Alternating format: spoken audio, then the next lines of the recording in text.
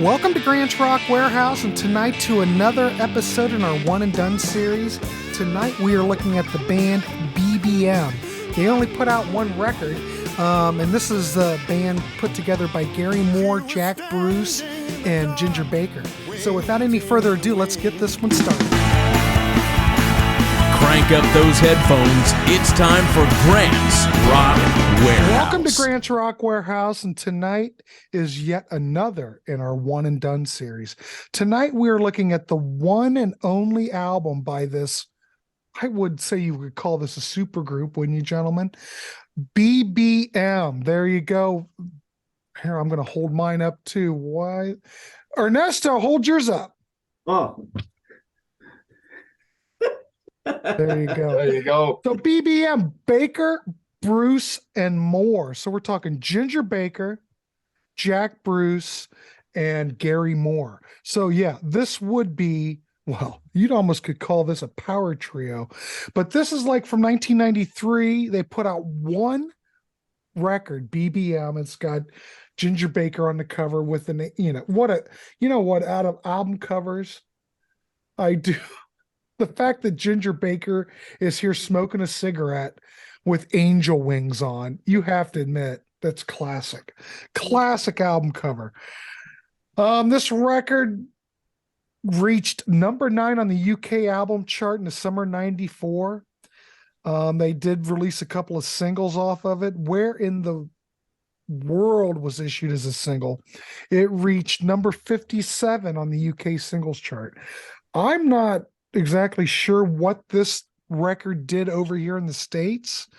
It may have had a more of a success over there in Europe. I'm not sure. But like I said, this was recorded in 93 to early 94, came out May of 94. Producer Ian Taylor. If anybody knows who Ian Taylor is, he did some work with Cheap Trick.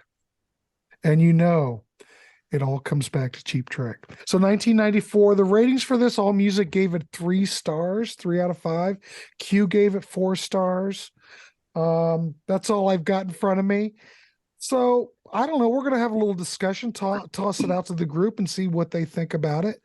And I'm just going to go, I guess I'm just going to go counterclockwise. So I'm going to start out with Ernesto and go over to Byron, and we'll follow up with John the Music Nut. So anyway, I want to welcome you gentlemen here tonight. How is everybody? Nice to see you. You ready to talk BBM? Ready. All right. I am.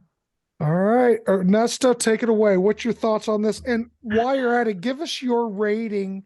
We'll compile it at the end. What is your rating out of 10? Well, for this album, I thought to myself, this is going to be an interesting collab because you got Ginger Baker, Jack Bruce, and you got Gary Moore. Now, Gary Moore is, of course, Byron knows, is like one of the best guitarists of his time. And going back to the blues was what got me into the blues from his previous albums.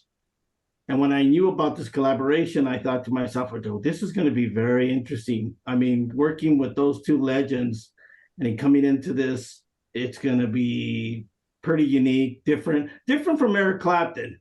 Because when you listen to the album, it has that vibe that it sounds like, to me, Cream 2.0. I mean, that's the way I feel it. Yeah, that's the way you're right. Yep.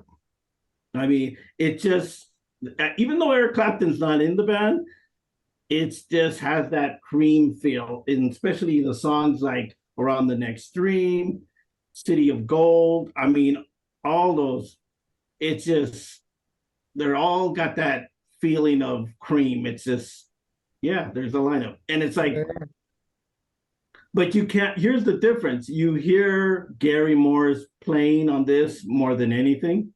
His sound, his style, everything is to the point. It's a cutout too. Yep. And I think out of the whole album, like I said, Around the Next Dream, you got City of Gold, Can't Fool the Blues, Glory Days, Wrong Side of Town, High Cost of Living. All those tracks are good. And then you got the last, I think, which one was which one was that song? There was one song. It was very mellow. Does anybody remember that mellow Oh, song? Naked Flame. It's real mellow and yep. Very mellow. But the last song, wrong side of town as well. oh my God, yeah. Now when you hear that song, doesn't it kind of have like a jazzy vibe? Like it's really mellow, like jazzy R&B almost. It feels said it was- really different. I wrote down it was slow and sultry. Yeah, yeah. I guess no, that's a good point.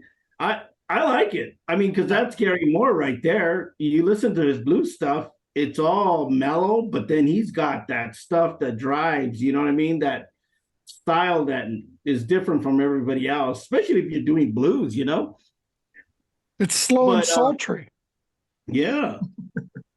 And out of the whole album, all the tracks, there's maybe one or two songs, maybe, yeah, one or two that are really just not like that interesting to me. But other than that, the album is good. It's a great album. It is what it is when it comes to blues, British blues. Mhm. And I think the reason we didn't get it over here in the States, or we didn't like get any, I don't think we even got a tour or anything of it. That I don't remember. Not that They I'm toured aware Europe of. very shortly. Very shortly. Right. Well, because Gary Moore doesn't like to fly. I know that for sure. He does not like He to didn't fly. come to the U.S. a whole lot. No. No. No, he's against flying. I don't know if it's a fear of flying or what, but the other guys are older and stuff, so I don't know if they had any conditions or anything, but God, that would have been a great tour to see and to come down and check it out. So basically, when you look at the album, like I said, it's very bluesy, very Gary Moore. Ginger Baker is like, you know, he's there, but he isn't as prominent as big as Gary Moore is in this band. And Jack Bruce his sound, his voice is just, that's blues right there. That's British blues. You know, it stands out. And I like the fact that they can change, you know, the singing, you know, one person will sing one song, they'll sing another song, and it's stuff. That's what I like too. I like all that. So let me give you a quick little, more or less, what I think of this album. Point wise, I would give it a 7.5. All right. But I love this album. I love it. I think Well, it's you know, there's always giving me those comparisons with Cream with this band, you know. right. But I think as a guitar player, I'm just going to throw this out to you guys. Let's say you took this album and they recorded it in like 1968 with this lineup. Right. Could you imagine? Because Gary Moore as a guitar player could smoke Clapton, no problem. Yeah. No problem. Yeah. Could you just imagine if these guys were amped up like they would have been in like 68 and playing through big Marshalls and, you know, basically the same equipment that they used then? God, Yeah. It would just be Cream. I know you want to say 2.0, but it would just be like more of a, what do I want to say? Just an amped up Cream, I think. God, I couldn't even imagine. Here's another thing. You got to understand that by him playing with these guys, he puts himself in a legendary status already automatically, because you've been at the right place at the right time, being in that band. And then a couple of years later, what does he do? He joins Jimi Hendrix outfit and they record an album, right, Byron? Remember that album he did with the guys from Jimi Hendrix? You John, you know, right? Are you talking oh crap, Mitchell? It's Mitchell and what is Noel his name? Redding? Noel Redding? Yeah, I think all those two of was those it? guys. Okay. He This did a was record. not ringing a bell for me. I don't know. Not for me He did either. he did a record with Jimi Hendrix music. Yeah, Okay. He did a live Jimi Hendrix tribute. Yeah, it was like a Fender thing or something. I thought. Chaz Chandler. I know what you're talking about. Oh, Chaz Chandler. Okay. Yeah, there you go. The Okay, yeah. Animals. Yeah, He it was like did that. live. Yeah, it was really good. I don't remember what was recorded, but it was a Hendrix tribute show. Yeah. I Yeah. remember. Cool. And So- he did that. A 7.5 though. Yeah. I don't think that's bad. All right, let's throw it over to Byron. Byron, what's your thoughts on this one? All right, so you got to understand, I'm real biased about Gary Moore. He's like my guy. Okay. He's my guitar player. He's number one. I mean, he's dead now, of course, but so They're all dead in this band. yeah. Okay, that was not. Yeah, they're all dead in yeah. this band. All wearing a dirt shirt. Oh, So, I mean, in the '80s and the '90s, he was it. He was it. You know, I had everything. I kind of stopped buying stuff though around the year 2000, and I didn't pay as much attention to him. But I've heard all his more recent things as well. But anyway, so I'm very biased about him. But Jack Bruce actually sang on "End of the World" on the Corridors of Power album. I think that's where they first kind of hooked up. Right. And Jack had a 50th birthday party show in like '93, I think, and Gary came out and played some Cream stuff with him and Ginger. And I think that's what started this. Yeah, like Ernesto said, this is really kind of like Cream 2.0, especially when Jack's singing. The stuff where Gary sings reminds me probably a little more of Gary's blues stuff, but when Jack's singing, I'm hearing Cream all the way. When this first came out, the first track, "Waiting in the Wings," got some airplay where I'm at. So that was the only thing I heard on the radio, but I only heard maybe 2 or 3 times. So, but I'll kind of go over some of the tracks. That first track, "Waiting in the Wings," it sounds a lot like White Room. right. The Crybaby. Oh my God, and yes. Jack singing. Yeah. I mean, you're thinking, wow, and so then the next song, "City of Gold," okay, at first I was like, what is that? It's kind of a lot like Crossroads. Yes. Right. That lick, it's not the same as the Crossroads lick, but it's similar. It's a And the whole variation song- of it. Yeah, that whole song feels like Crossroads, especially when the Gary solos on that. He's doing Clapton licks throughout that solo, but it is a Jack vocal song. So I mean, where Eric sang on Crossroads. So yeah, "Where in the World" was a single, kind of an acoustic ballad that kind of builds up to the choruses. And Gary and Jack both sing on that. "Can't Fool the Blues" is real heavy blues track with Gary singing. It sounds like it could have came off of one of his blues albums. "High Cost of Loving," Jack singing that. It's got a great solo by Gary in kind of an Albert King style. Reminds me of "Born Under a Bad Sign" or "Oh Pretty Woman," which Gary, I know he did "Oh Pretty Woman." He probably did "Born Under a Bad Sign" at some point as well. "Glory Days," real straight ahead rocker. Gary sings most of that, a little bit of Jack. The intro to that though, it's got that. It sounds like the intro to White Room with the drums, doom, doom, doom, doom, doom, Right. but they use like horns instead. Yeah, the horns. Yeah. Yeah, there's the horns. Yeah, I But like the it's still horns.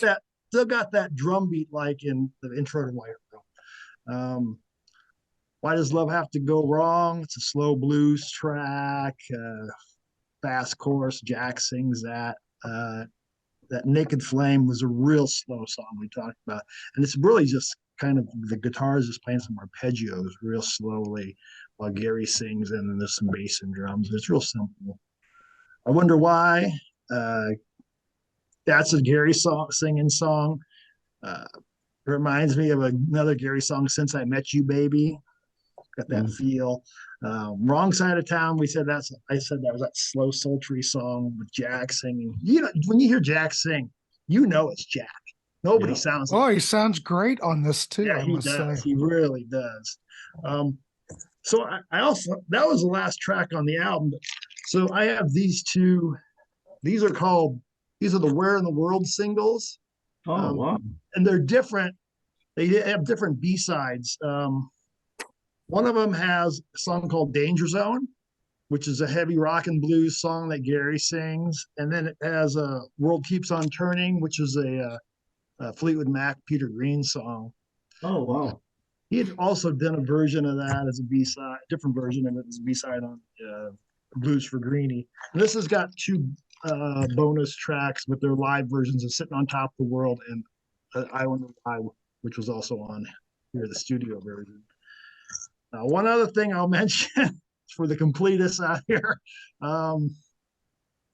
there's an album called Ballads and Blues 82 to 94, which was a Gary Moore compilation. And there was one track on there called One Day, which is great.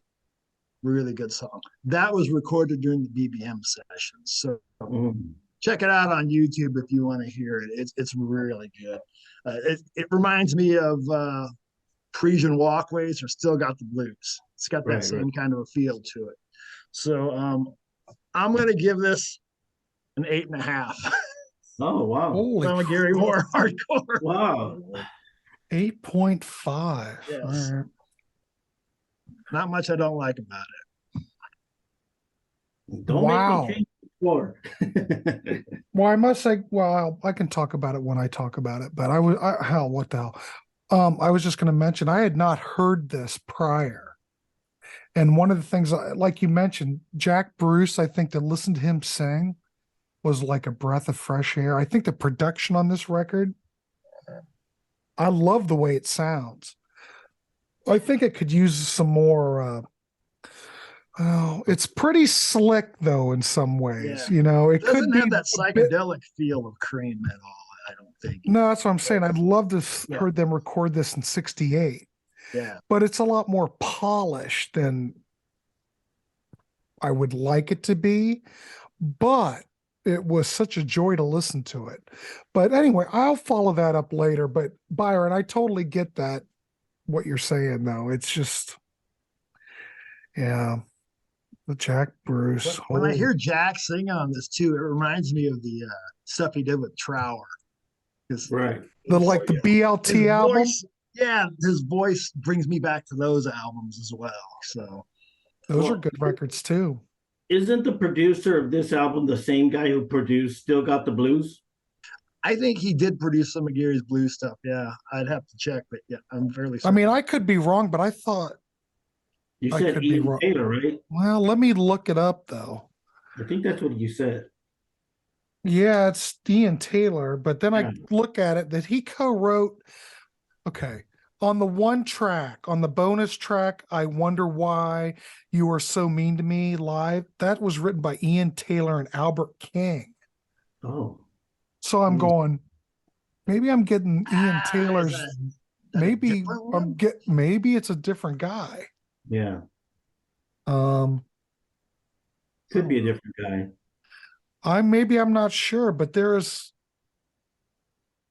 a similar gentleman on I think Next Position Please, if I'm not mistaken.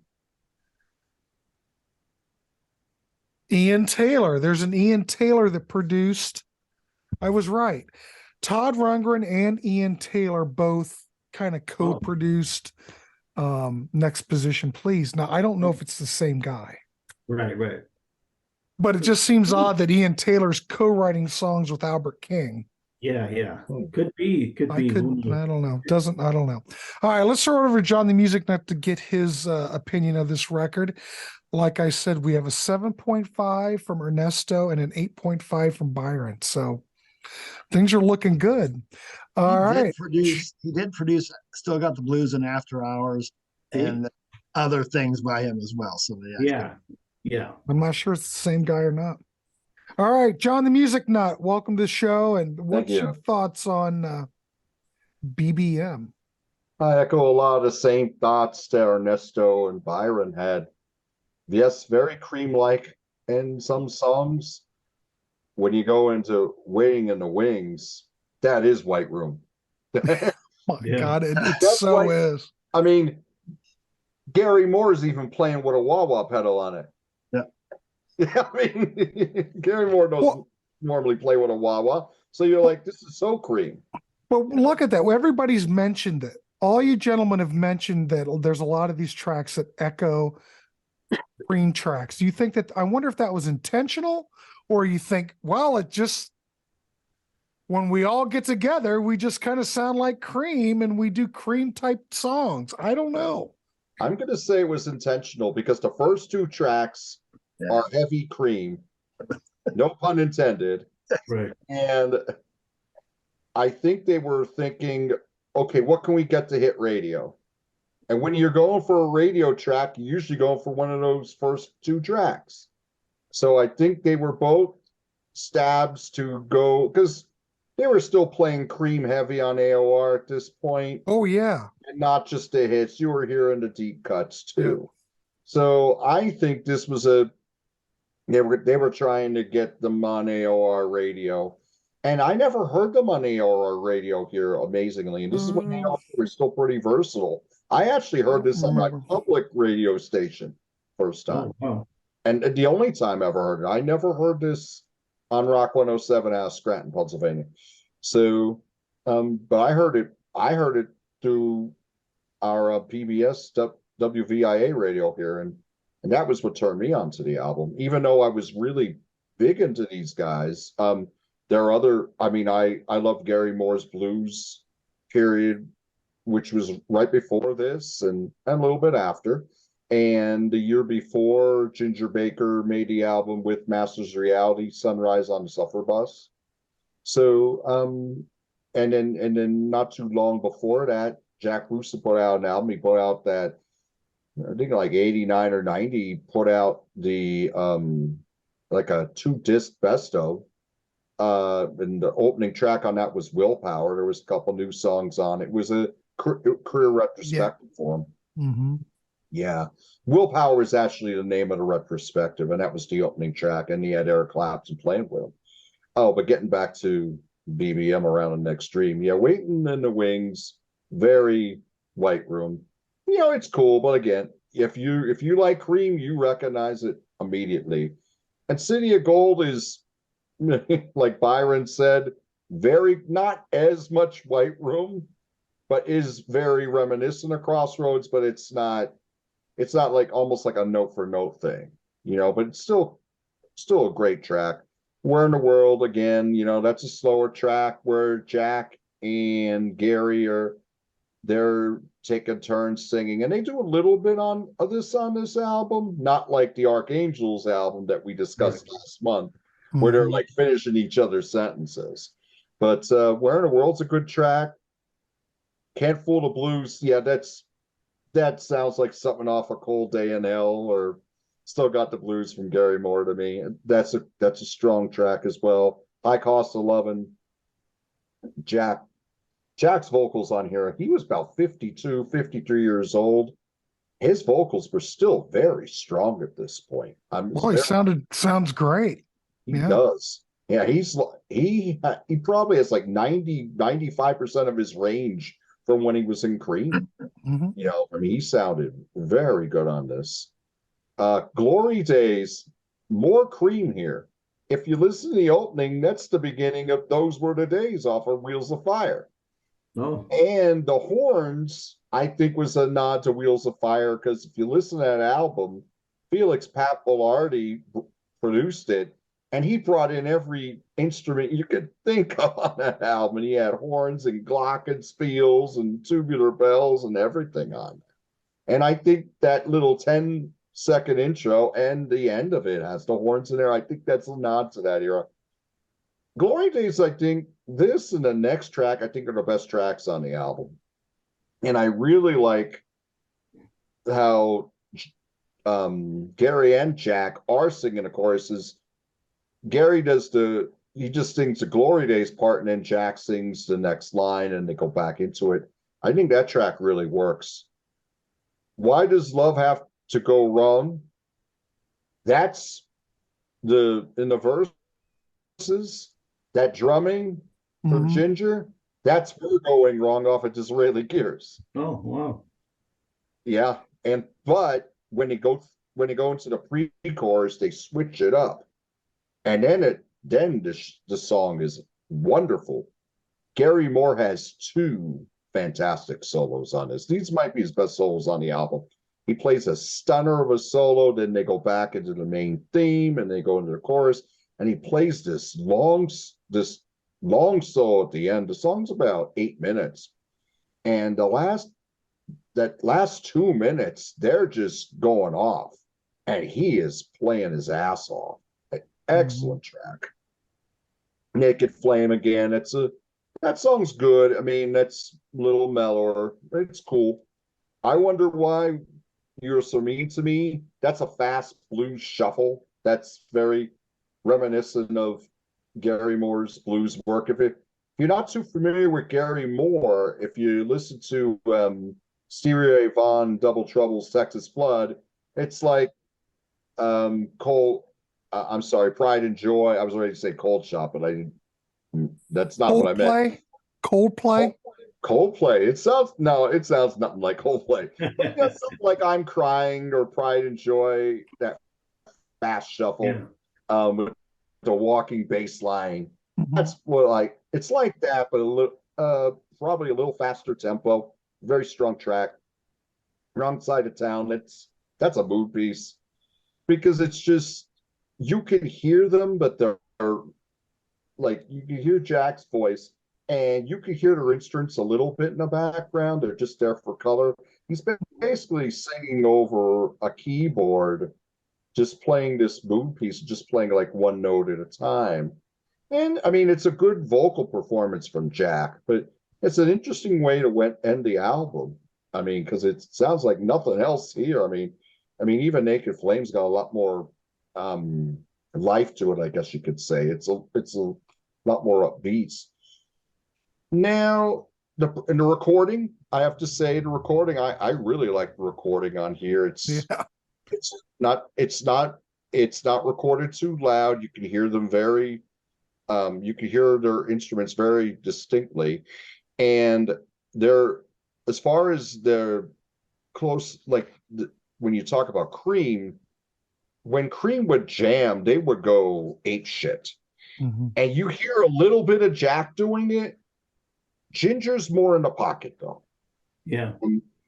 If you want to hear more of Ginger doing what he had done with Cream and Baker Gervit's Army, all you gotta do is go back a year to Sunrise in a Suffer Bus, and he's playing a lot more like that. Here on the blues songs, he's not adding too much. I mean, once in a while you'll hear him throw in some good fills, but more often than not, he's playing it straight.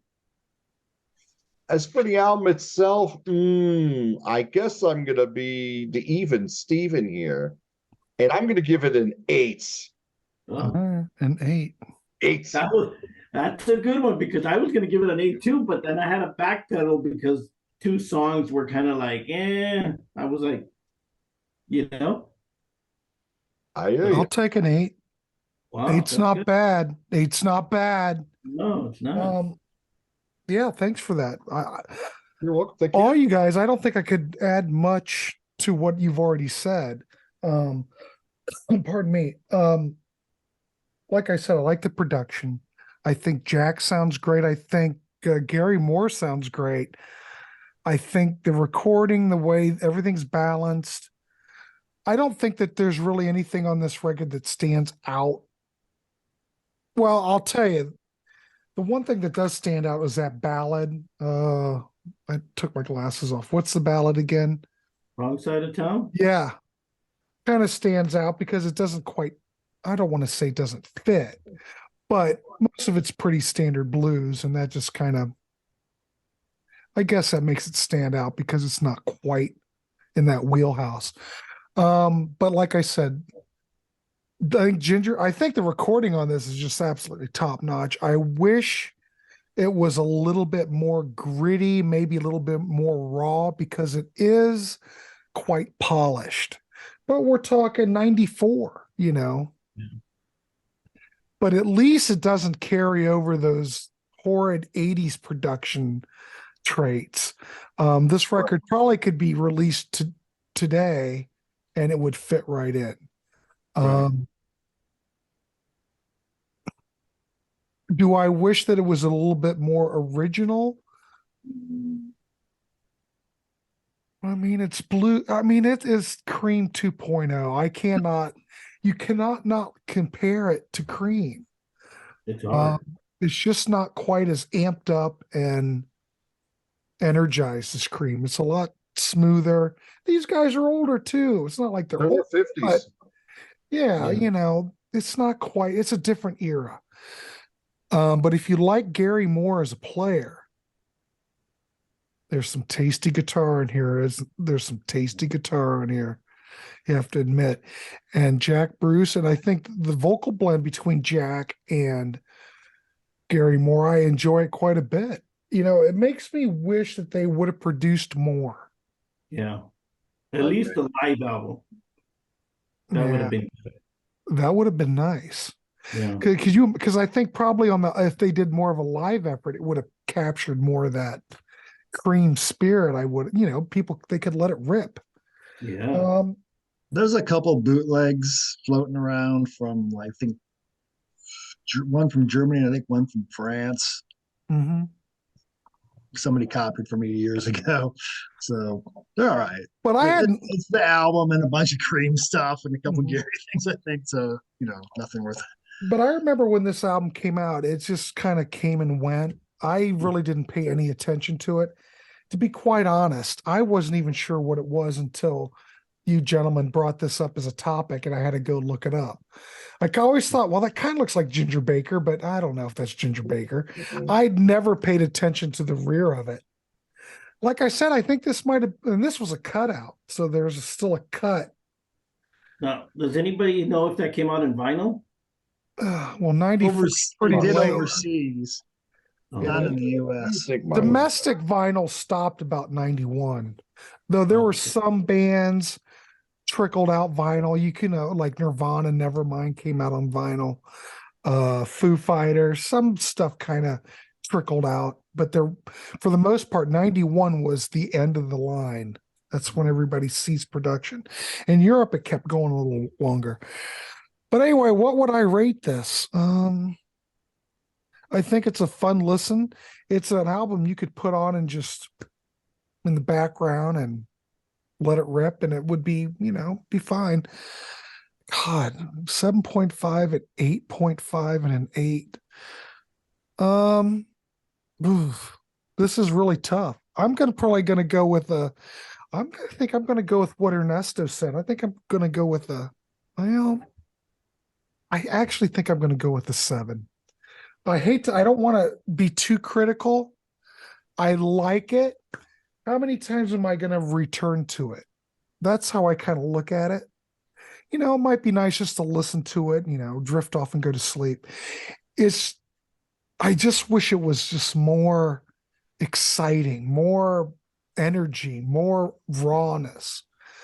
Technically, sounds like a great record. Technically, it's all well produced. But how many times am I going to pull it out and listen to it? right. You would probably listen to Gary Moore's stuff than you would listen to this. But I love Jack Bruce. No, I know. I'm going to give it a 7.5. I don't want to be too harsh because I'm going to give it a 7.5 just because freaking Jack Bruce is so great on this record.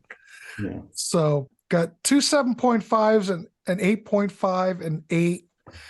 Well, let's see. Well, it's probably going to be an 8, gentlemen. It's an 8. It's a 7.9. Wow. It was released in '94 in the UK on vinyl. Oh, wow. Averages about $50 on Discogs, and then in 2021 it came out in the UK as a double with the four bonus. Yeah, it was remastered. It had a remaster. Yeah. Oh, wow. So Interesting. there you can get it on vinyl. But I don't think that remaster came out here. It was just an import. UK, yes. Yeah, see, about there you $30 go. for the import. So That's What all right. label was it? Probably was it music Virgin? on vinyl is the Oh. reissue, Oh, okay. and Virgin on the original. Yeah. Wow. But here's the weird thing about this.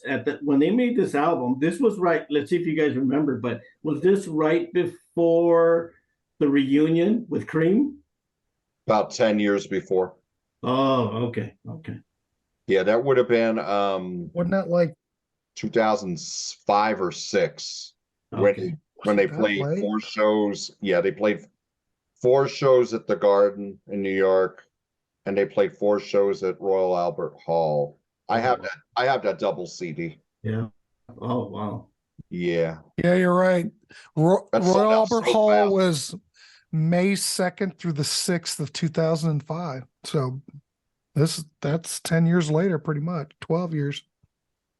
Wow, that's a big difference between them wanting to get together. Like if they were going to do a reunion, because Gary did this album with them, I wonder if that made a difference for them getting together. But there's too much of a longer span of, getting together. So who knows? And I believe Gary passed away right before this. I think he died in 2000. He died in 2004 or am I off? Or was it 2008? 10 or 11 is when he died. Okay, my bad. I'm sorry. Yeah. Oh yeah, you're right. Okay. Yeah, February of 2011. Wow. Okay, my bad. Okay. Yeah, sorry about that. I thought it was 04, but I was thinking he was a little older. Yeah. Okay, my bad. What did he pass away from? Do you know? Heart attack. Heart attack from too much alcohol in his system, is my understanding. Yeah. I think it just caused his heart to shut down. And the sad thing is he had just got married supposedly to this girl. Allegedly. Allegedly. I think And she the said girl- that. Yeah, she said that Of course was she his did. fiance. So she wanted some of the inheritance, and I don't think she was able to get it from his kids. I don't know. No. I saw some pictures of them going to retrieve like the guitars and stuff like that. His brother, But kind of sad. they got a lot of money for that Peter Green Les Paul. Oh yeah, yeah. I mean, I don't know how much they got of that sale, but how much did Kirk Hammett pay for that? Well, Probably a he won't lot. tell you. He I won't think it tell was you at least how $1 much, million, right? I thought. Yeah, at least. Did that go up for auction? Do you remember? I think it was an auction, so I don't know what they ended up getting for it. But you know what? I think he paid $1 million. He had a bunch of guitars though. He didn't just have that one Les Paul. Right. I think that's the most famous one, but he had a bunch of guitars. Who knows what happened to them? They're probably in the family, His son plays guitar and Yeah. chords. Jack, I think is his name. I've not listened to much by him, but he's probably got some. Yeah. All righty. Well, there you go, kids. We come up with a 7.9, which is not bad. This is, well, I guess I could recommend it. Oh yeah. I mean, it's all right. You like Gary Moore, you like Jack Bruce, if you like something that's really quality in a recording, this is quality. Right. It sounds great. Could it have been better? I think so, but hey, beggars can't be choosers. At least we got this, Yeah. So Right. BBM, one and done. If you One can and find done. If you can find it. it. According to Byron, it's in the. I saw it I thought at a thrift store recently. Well, I you didn't don't see buy it it. anymore. Ernesto's just having a hell of a time finding it. So I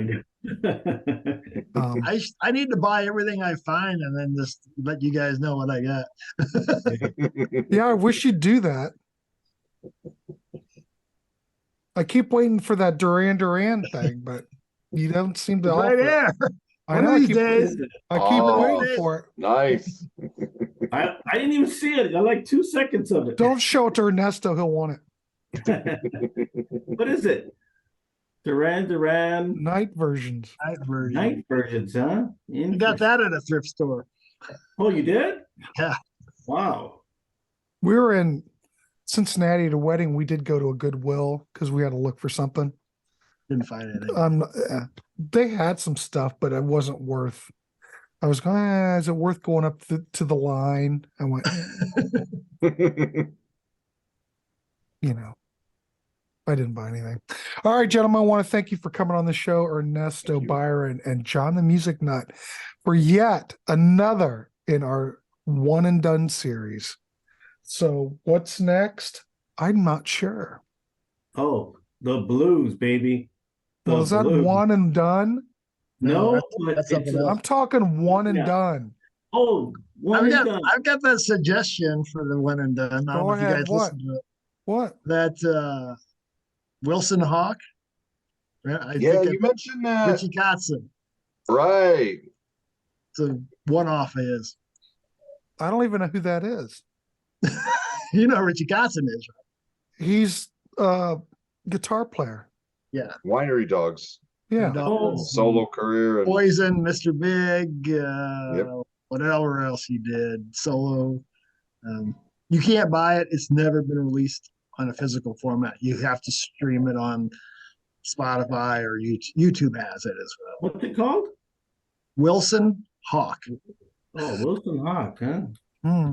But just listen to it. If you want to talk about it, we can talk about it. If not, we can check it out. Everybody has an assignment. We still listen to it and report back. All right, gentlemen, let's wrap this one up. I want to thank you all for coming in. Please like, subscribe. Hey, I never mentioned we have merch, but Byron, show them your merch. Yes, we do have merch, Grants Rock Warehouse merchandise. I don't care. We've got it. I've got merch too, but I don't try to push it. But anyway, please like, subscribe, leave a comment if you like BBM. We'd like to know, is this album? Give your rating, for crying out loud. We'd love to hear from you. It's a good blues album. Yeah, it's a good blues album. It's all right.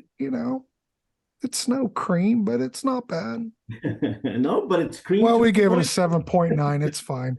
All right, gentlemen. Nice to see you. We'll see you on the next one.